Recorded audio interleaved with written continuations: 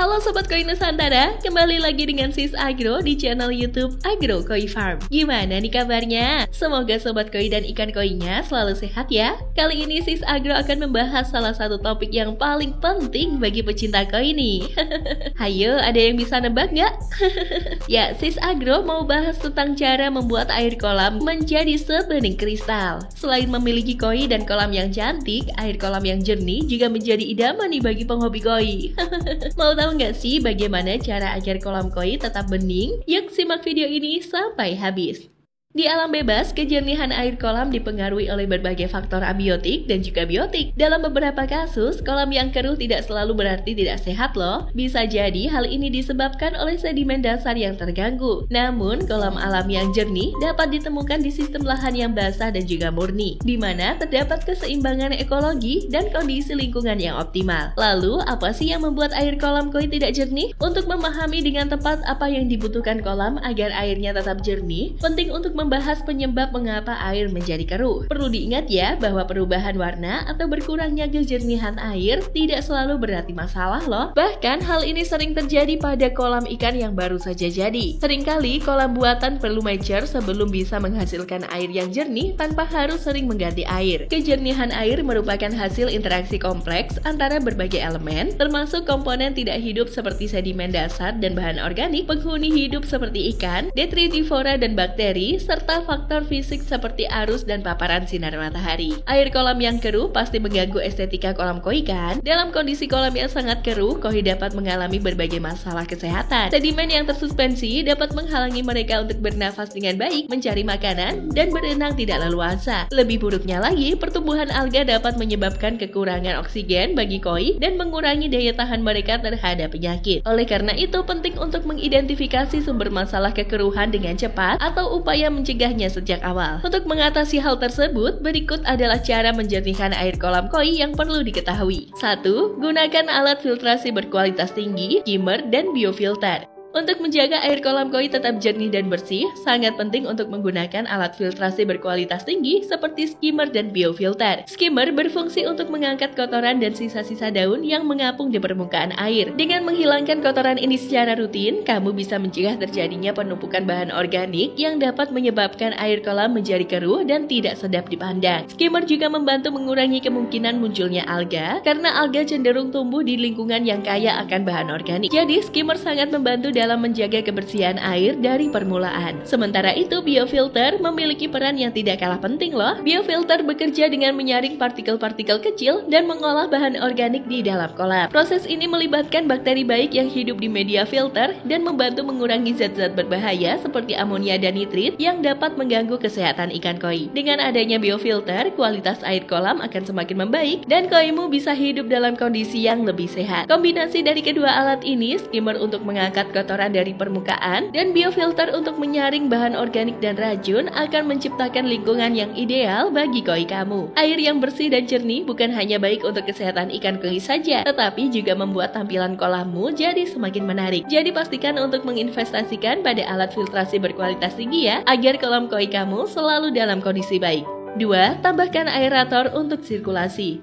Selain menggunakan alat filtrasi berkualitas tinggi seperti skimmer dan biofilter, menambahkan aerator ke dalam kolam koi sangat penting untuk menjaga kesehatan ikan dan kualitas air. Aerator berfungsi untuk meningkatkan sirkulasi air dan memastikan oksigen terdistribusi secara merata di seluruh kolam. Ketika kamu menggunakan aerator, air akan bergerak dan berputar yang membantu menghindari terjadinya daerah mati di kolam, yaitu area di mana air tidak bergerak dan oksigen sulit masuk. Daerah mati ini bisa menjadi tempat berkembang biak bakteri berbahaya dan juga alga. Dengan adanya aerator, kamu dapat menjaga air tetap bergerak sehingga meningkatkan oksigen terlarut yang sangat dibutuhkan oleh koi untuk bernafas dengan baik. Koi memerlukan oksigen untuk bertahan hidup. Oksigen yang cukup dalam air membantu koi untuk aktif bergerak, mencari makan, dan tetap sehat. Dalam kondisi kolam yang padat, di mana ada banyak koi dan bahan organik, tingkat oksigen bisa turun drastis. Aerator akan berfungsi untuk meningkatkan kadar oksigen terlarut di dalam air, membantu koi tetap energik dan mengurangi stres. Selain itu, sirkulasi yang baik juga membantu mengedarkan nutrisi dan suhu air secara merata, menciptakan lingkungan yang lebih stabil dan sehat bagi ikan koi. Ini juga mencegah penumpukan sisa makanan dan kotoran yang bisa memicu masalah kualitas air. Dengan memadukan alat filtrasi seperti skimmer dan biofilter dengan aerator, kamu akan menciptakan ekosistem kolam yang lebih sehat dan seimbang. Ini tidak hanya akan menjaga kebersihan air, tetapi juga memberikan kondisi terbaik bagi koi kamu untuk tumbuh dan berkembang. Jadi, pastikan untuk mempertimbangkan penambahan aerator dalam sistem kolammu ya.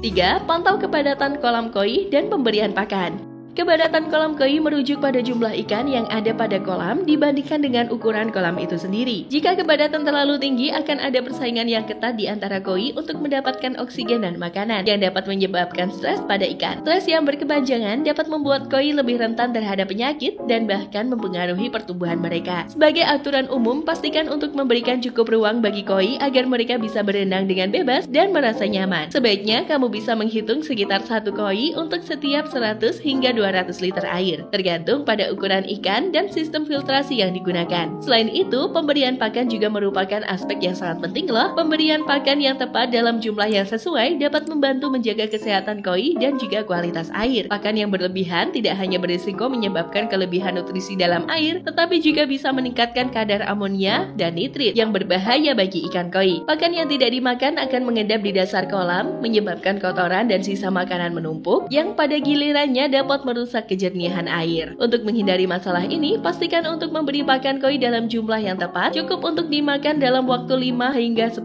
menit saja. Selain itu, pilihlah pakan yang berkualitas tinggi dan sesuai dengan kebutuhan nutrisi koi pada berbagai tahap pertumbuhannya. Memberikan pakan yang tepat akan membantu koi tumbuh lebih cepat dan lebih sehat sekaligus menjaga kebersihan kolam. Dengan memantau kepadatan ikan dan memberikan pakan yang sesuai, kamu akan menciptakan lingkungan yang lebih sehat untuk koimu. Hal ini tidak hanya akan berkontribusi pada kualitas air kolam yang lebih baik saja, tetapi juga membantu koimu tumbuh dengan optimal dan mengurangi resiko masalah kesehatan. 4. Pantau pertumbuhan alga.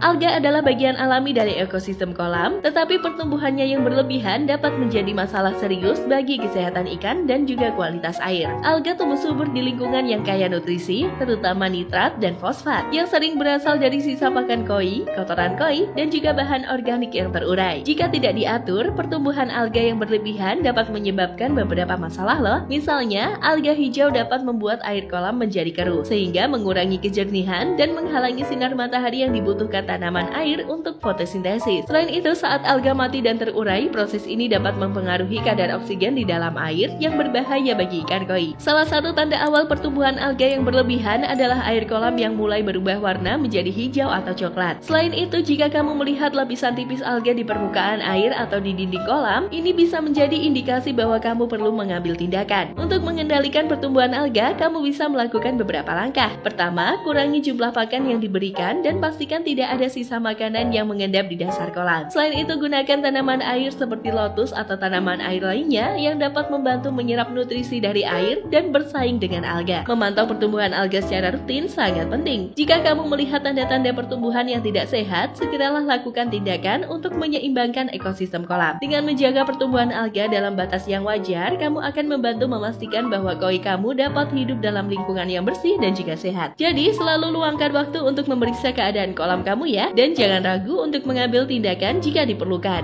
5.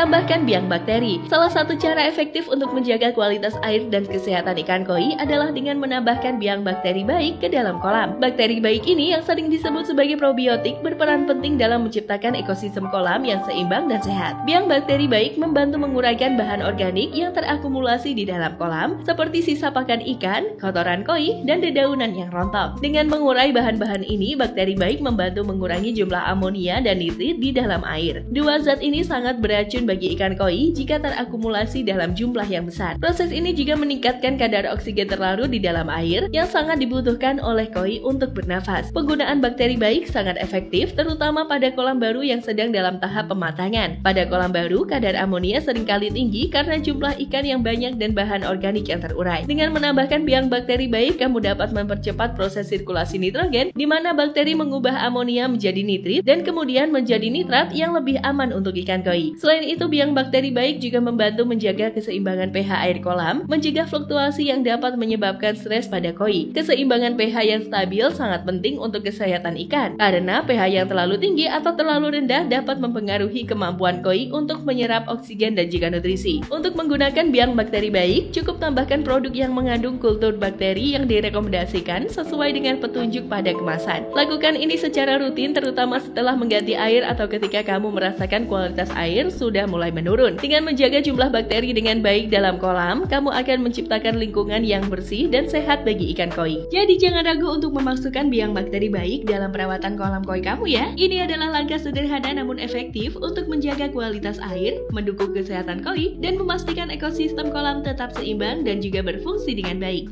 Semoga informasi ini bermanfaat bagi kalian yang memelihara koi di rumah. Jangan lupa like, share, dan subscribe untuk mendapatkan tips dan informasi lainnya tentang ikan koi. Sampai jumpa di video berikutnya.